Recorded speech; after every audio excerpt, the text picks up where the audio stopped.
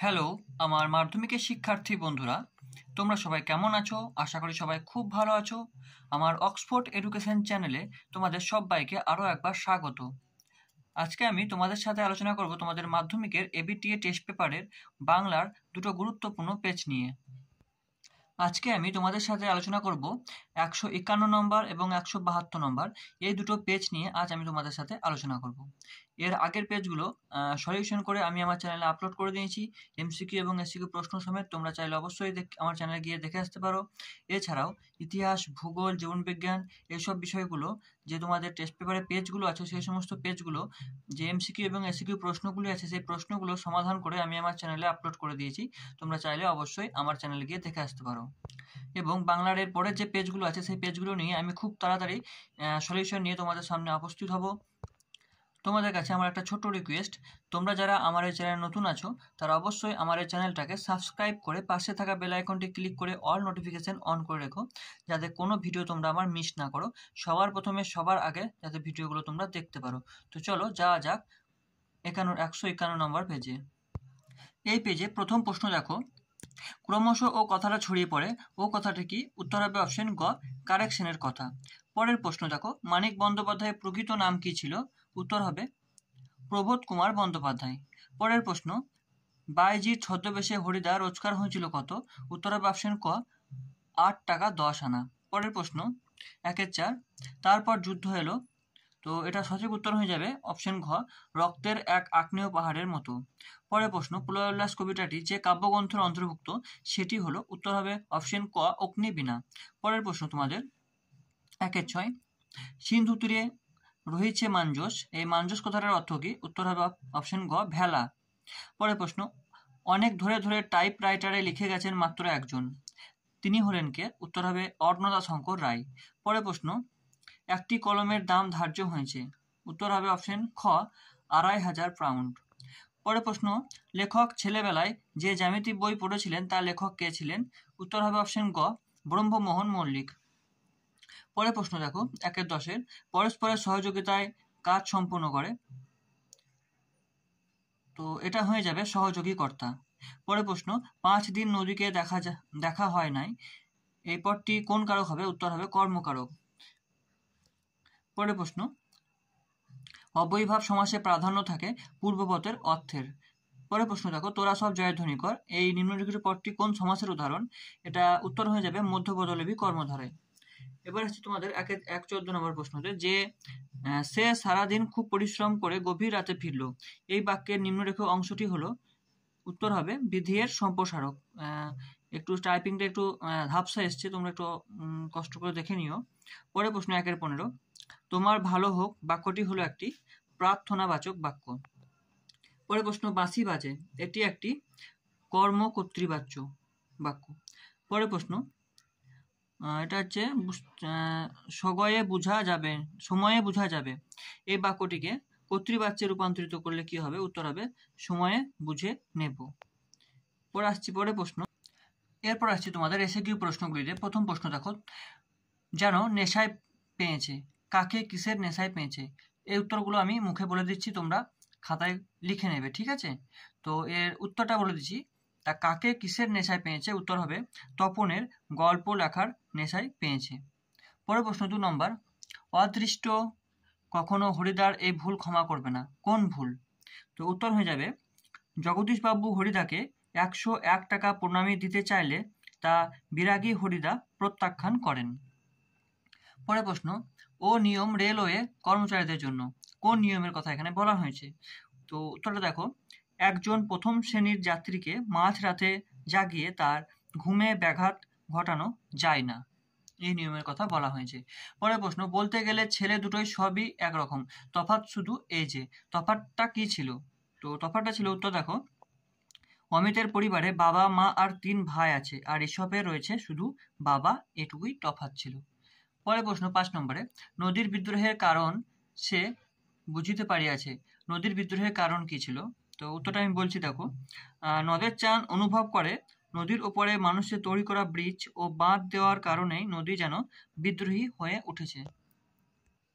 এরপর আছে তোমার 2 দাগের প্রশ্নগুলো। 2 প্রথম প্রশ্ন দেখো, নেমে এলো তার মাথার উপর, কি কিসের মতো নেমে এলো? তো উত্তর হয়ে যাবে, অপেক্ষারত মেয়েটির মাথার উপর বছরগুলো একের পর এক পাথরের মতো নেমে এলো। পরের প্রশ্ন, আমাদের ইতিহাস নেই, এ কথা বলা হয়েছে কেন? তো উত্তরটা হয়ে যাবে, সাধারণ মানুষের জীবন সংকটের কথা ইতিহাসের উল্লেখ থাকে না, তাই বলা হয়েছে আমাদের ইতিহাস নেই।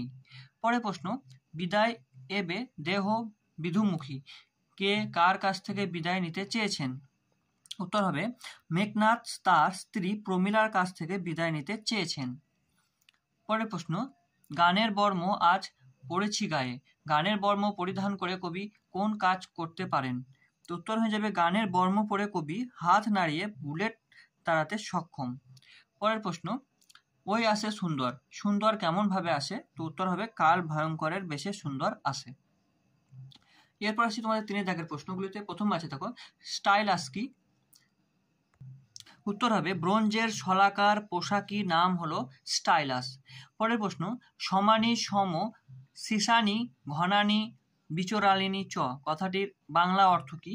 কথাটির বাংলা অর্থ হবে, সব অক্ষর সমান, প্রতিটি ছত্র সুশৃঙ্খল পরিচ্ছন্ন। ঠিক আছে। পরের প্রশ্ন দেখো, রাজশেখর বসু রচিত বাংলা অভিধানের নাম কি? তো উত্তর হবে, চলন্তিকা। চলন্তিকা হচ্ছে তার অভিধানের নাম। পরের প্রশ্ন, একটি দোষ প্রায়ই নজরে পড়ে, দোষটি কি ছিল? উত্তর হবে, দোষটি হলো না জেনে বা কর্ম বা কম জেনে তথ্য পরিবেশন করা। কি বললাম? দোষটি হলো না জেনে বা কম জেনে তথ্য পরিবেশন করা। এরপর আসছি তোমাদের ব্যাকরণের প্রশ্নগুলো। এই প্রশ্নগুলোতে উত্তর সম্ভবত কোনো ইউটিউবার খুব বলে দেয় না, খুব কমই বলে দেয়। তো আমি তোমাদেরকে সব প্রশ্নের উত্তর বলে দিচ্ছি আমি আমার ভিডিওর মাধ্যমে। তো দেখো, নির্দেশক কাকে বলে? তো উত্তর হয়ে যাবে, যে সমস্ত চিহ্ন একবচন বা বহু বচনকে স্পষ্ট করে তোলে তাদেরকে নির্দেশক বলা হয়। পরের প্রশ্ন দেখো, সহযোগী কর্তার একটি উদাহরণ দাও। তো উত্তর হয়ে যাবে, বাঘে গরুতে এক ঘাটে জল খায়। পরের প্রশ্ন, একশেষ দ্বন্দ্ব কাকে বলে? একশেষ দ্বন্দ্ব কাকে বলে? তো উত্তর হয়ে যাবে, যে দ্বন্দ্ব সমাসে সমসমান পদগুলির মধ্যে একটি মাত্র পদ থাকে, অন্য পদগুলি নির্বৃত্ত হয়, তাকে একশেষ দ্বন্দ্ব বলে। যেমন উদাহরণ হিসেবে বলা যেতে পারে, তুমি, সে ও আমি সমান আমরা। পরের প্রশ্ন, দ্বিগু সমাস এবং সংখ্যাবাচক বহুব্রীহি সমাসের একটি পার্থক্য লেখো।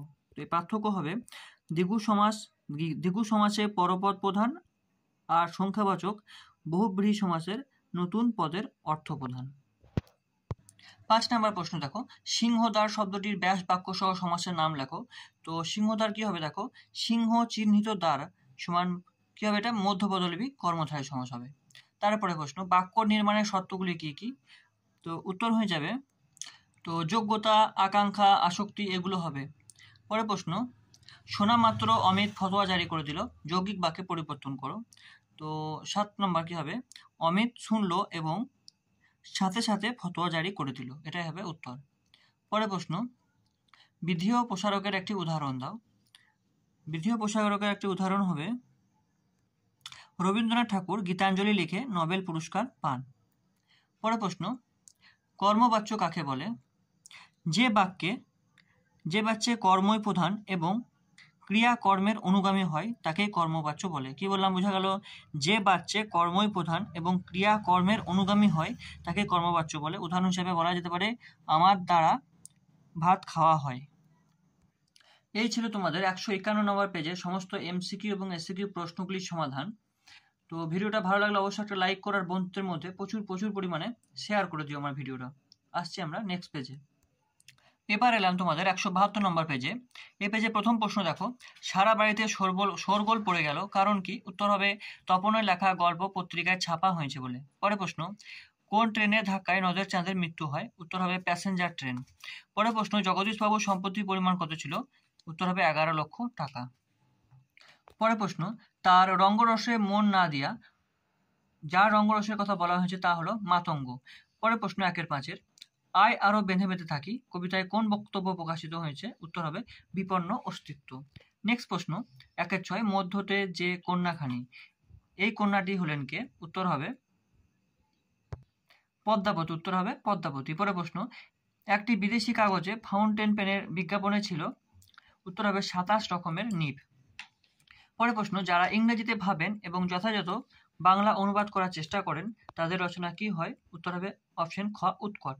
পরের প্রশ্ন, কলকাতা বিশ্ববিদ্যালয় পরিভাষা সমিতি নিযুক্ত হয়েছিল 1936 খ্রিস্টাব্দে। নেক্সট প্রশ্ন, আমার বইটা আমায় ফেরত দাও, এই বাক্যে অকারক হলো আমার, এটা উত্তর হবে আমার, অপশন গ। পরের প্রশ্ন, উপপদ তৎপুরুষ সমাসে উপপদের ঠিক পরের পদটি কি পদ? উত্তর হবে কৃদন্ত পদ। নেক্সট প্রশ্ন, সাবর্ণ চলার পথে এই বাক্যে যা নেই তা হলো আকাঙ্ক্ষা। পরের প্রশ্ন, রবীন্দ্রনাথ ঠাকুর গীতাঞ্জলি লিখে নোবেল পুরস্কার পান, এই বাক্যের নিম্নলিখিত অংশটি হলো? উত্তর হবে অপশন ঘ, বিধেয়ের সম্প্রসারক। পরের প্রশ্ন 1-14, কাজল কালো এই সমাসটি হলো একটি কি সমাস? উত্তর হবে উপমান কর্মধারায়। পরের প্রশ্ন, কি বোকামি না করেছি বাক্যটি কি বাক্য? উত্তর হবে আবেগ সূচক। পরের প্রশ্ন, বাচ্য শব্দের ভূতপত্তিগত অর্থ কি হবে? অপশন গ হবে সঠিক উত্তর, বচ প্লাস ঐতিহ্য। নেক্সট প্রশ্ন, অনুসর্গ হলো এক ধরনের কি? উত্তর হবে অপশন ঘ, অব্যয় পদ। এবার আসছি তোমাদের এসিকিউ প্রশ্নগুলিতে। প্রথম প্রশ্ন দেখো, ক্রমশ এ কথাটা ছড়িয়ে পড়ে, কোন কথাটা ছড়িয়ে পড়লো? তো উত্তর হবে কারেকশনের কথাটা ছড়িয়ে পড়লো। পরের প্রশ্ন দেখো 2 নম্বরটা, আজ্ঞে তাহলে নমস্কার কে কাকে নমস্কার জানিয়েছিল? গিরিশ মহাপাত্র অপূর্বকে নমস্কার জানিয়েছিল। কি বললাম? গিরিশ মহাপাত্র অপূর্বকে নমস্কার জানিয়েছিল। পরের প্রশ্ন, তাহার উচিত হয় নাই, তার কি করা উচিত হয়নি? উত্তর হবে নদের চাঁদের ক্ষোভে উন্মত্ত নদীর আর্তনাদী জলরাশির কয়েক হাত উঁচুতে ধারক স্তম্ভের ওপর এমন নিশ্চিন্ত মনে বসে থাকা উচিত হয়নি। পরের প্রশ্ন, ঈশপের মেজাজ চড়ে গেল, ঈশপের মেজাজ চড়ে গেল কেন? উত্তর হবে অমিতকে কালিয়া জোর করে কুস্তির ছলে মাটিতে ছুঁড়ে ফেলে দিলে ঈশপের মেজাজ চড়ে গিয়েছিল। পরের প্রশ্ন, দোকানদার হেসে ফেলে কোন কাণ্ড দেখে? উত্তর হবে বহুরূপী হরিদ্বার বাইজিৎ ছদ্মবেশে দেখে দোকানদার হেসে ফেলেছিলেন। পরের প্রশ্ন দেখো 2-এর দাগে 2-2 প্রথম প্রশ্ন, তবু তো কজন আছি বাকি, কবি বাকিদের নিয়ে কি করতে চান? উত্তর হবে কবি বাকিদের নিয়ে হাতে হাত রেখে ঐক্যবদ্ধ হতে চান। পরের প্রশ্ন, ওই আসে সুন্দর, সুন্দর কিভাবে আসে? উত্তর হবে কাল ভয়ঙ্করের বেশি সুন্দর আসে। পরের প্রশ্ন, আমার শুধু একটা কোকিল, এখানে কোকিল কিসের প্রতীক? এখানে উত্তর হবে কোকিল বসন্তের দূত, সে বসন্তের গান গেয়ে আগামী শুভ দিনের বার্তা বহন করে আনবে। পরের প্রশ্ন, ছদ্মবেশী অম্বুরাশি সুতা কাকে কেন শম্ভুরাশি সুতা বলা হয়েছে? উত্তর হবে সমুদ্র মন্থনের সময় দেবী লক্ষ্মীর উত্থান ঘটেছিল বলে দেবী লক্ষ্মী বা সমুদ্র কন্যাকে অম্বুরাশি সুতা বলা হয়েছে। পরের প্রশ্ন, শিশু আর বাড়িরা খুন হলো, শিশু আর বাড়িরা খুন হয়েছিল কেন? উত্তর হবে ভয়ঙ্কর যুদ্ধের হাত থেকে শিশু আর বাড়িরা রেহাই পায়নি। তো তোমাদেরকে বলছি যে এই এসিকিউ প্রশ্নগুলো যদি তোমাদের পিডিএফ আকারে দরকার হয় তো স্ক্রিনে দেওয়া আমার এই হোয়াটসঅ্যাপ নম্বরটা দেখতে পাচ্ছ তোমরা, এই হোয়াটসঅ্যাপ নম্বরে আমাকে হোয়াটসঅ্যাপ করবে, আমি তোমাদেরকে এই এসিকিউ প্রশ্নগুলোর এই দুটো পেজের এসিকিউ প্রশ্নগুলোর আমি পিডিএফ আকারে তোমাদেরকে সেন্ড করে দেবো। ওকে, আসছি নেক্সট পেজে। পরের প্রশ্ন দেখো, এই নেশা পেয়েছি আমি শরৎদার কাছ থেকে, কে কিসের নেশা পেয়েছে? উত্তর হবে শৈলজানন্দের ফাউন্টেন পেন সংগ্রহের নেশার কথা বলেছেন। পরের প্রশ্ন, বাংলা ভাষায় প্রকৃতি বিরুদ্ধ একটি অনুবাদের উদাহরণ দাও। তো উত্তর হবে এটা, the automatic engine has not even reaches the blue print stage. কি বললাম?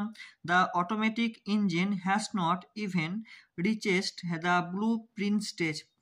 পরমাণু ইঞ্জিন নীল চিত্রে অবস্থাতেও পৌঁছায়নি। পরের প্রশ্ন, সোনার দোয়াত কলম সে সত্যই হতো, বক্তা সোনার দোয়াত কলমের কথা কিভাবে জেনেছিলেন? উত্তর হবে সুতো ঠাকুরের বিখ্যাত দোয়াত সংগ্রহ দেখতে গিয়ে সোনার দোয়াত কলমের কথা জেনেছিলেন। পরের প্রশ্ন দেখো, কলম তাদের কাছে আজও অস্পৃশ্য কেন? উত্তর হবে কলম এতই সস্তা এবং সর্বভোগ্য হয়ে গেছে যে পকেটমারও এখন কলম নিয়ে হাত সাফাই করে না। এরপর আসছি তোমাদের ব্যাকরণের প্রশ্নগুলিতে। প্রথম প্রশ্ন দেখো, সন্ধি ও সমাসের একটি পার্থক্য লেখো। তো সন্ধি সমাসের মধ্যে পার্থক্য যেটা হবে সেটা হচ্ছে সন্ধি হলো সন্ধিতে হলো ধ্বনি বা বর্ণের মিলন ঘটে, আর সমাসে দুই বা ততোধিক পদের মিলন ঘটে। বোঝা গেল? পরের প্রশ্ন, গাড়ি চলে এই বাক্যটি কোন বাচ্যের উদাহরণ? তো উত্তর হয়ে যাবে কর্মকর্তৃবাচ্য। পরের প্রশ্ন, একটি অনুজ্ঞাসূচক বাক্যের উদাহরণ দাও। তো একটি অনুজ্ঞাসূচক বাক্যের উদাহরণ হলো সদা সত্য কথা বলিবে। পরের প্রশ্ন, কলকাতা আমরা একসঙ্গে যাচ্ছি বেড়াতে, বাক্য নির্মাণে কোন শর্ত এখানে লঙ্ঘন করা হয়েছে? উত্তর হয়ে যাবে আসক্তি। পরের প্রশ্ন, ব্যাস বাক্য সহ সমাস নির্ণয় করো। রাজপথ। তো উত্তর হয়ে যাবে পথের রাজা সম্বন্ধ তৎপুরুষ সমাস। পরের প্রশ্ন, কোন বাচ্যের রূপান্তর সম্ভব নয়? উত্তর হয়ে যাবে কর্মকর্তৃবাচ্য। পরের প্রশ্ন 2-4-7, কথাটা ছড়িয়ে পড়লো না বাচক বাক্যে রূপান্তর করো। তো এটা হয়ে যাবে কথাটা আর গোপন থাকলো না। কি বললাম? কথাটা আর গোপন থাকলো না। পরের প্রশ্ন 2-4-8, নির্দেশক বলতে কি বোঝো? তো যে সমস্ত চিহ্ন একবচন বা বহুবচনকে স্পষ্ট করে তোলে তাদেরকেই নির্দেশক বলা হয়। পরের প্রশ্ন, নিত্য সমাস কাকে বলে? তো নিত্য সমাস কাকে বলে দেখো, যে দ্বন্দ্ব সমাসে সমসমান পদগুলির মধ্যে একটি মাত্র পদ থাকে, অন্য পদগুলি নির্বৃত্ত হয়, তাকে এক নিত্য সমাস বলে। পরের প্রশ্ন, বাক্যে ব্যবহৃত অপ্রাণীবাচক কর্মপদটির নাম কি? উত্তর হয়ে যাবে মুখ্য কর্ম। তো এই ছিল তোমাদের 172 নম্বর বাংলা পেজের সমস্ত এমসিকিউ এবং এসিকিউ প্রশ্নগুলির সমাধান। আবারও বলছি, তোমাদের যদি এসিকিউ প্রশ্নগুলির পিডিএফ দরকার হয় তো আমার স্ক্রিনে দেওয়া এই নম্বরে হোয়াটসঅ্যাপ করবে আমাকে, আমি তোমাদেরকে হোয়াটসঅ্যাপে পাঠিয়ে দেবো এই এসিকিউ প্রশ্নগুলোর অ্যান্সারগুলো।